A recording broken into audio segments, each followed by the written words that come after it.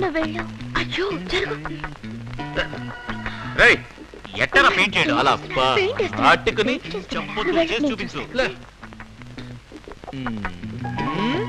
అవును పెయింట్ చేస్తున్నాడు. జరుగు నేను చూస్తాను.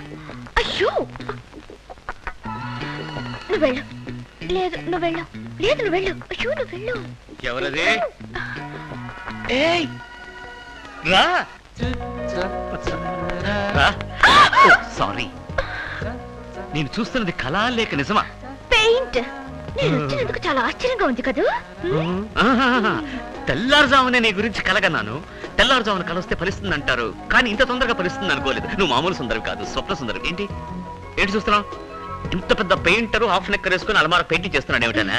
దీంట్లో తప్పే ఉంది. పెయింటింగ్ అవుతుంది, అల్మారా బాగుపడుతుంది. ఒకే దెబ్బకు రెండు పిట్టలు.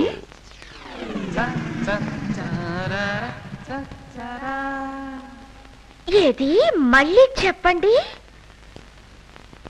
ఒకే దెబ్బకి రెండు పిట్టలు.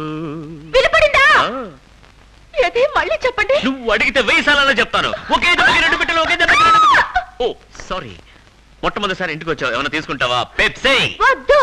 ఓ దండు వదిలే. నువ్వే చెప్పు. నేనే చెప్తాను. నా కాలేజ్ కి టైం అయింది.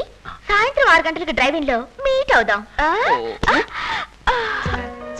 మర్చిపోగా నొప్పి పెట్టిందా? మెరుపు తీగ నడిచిపోతుంది.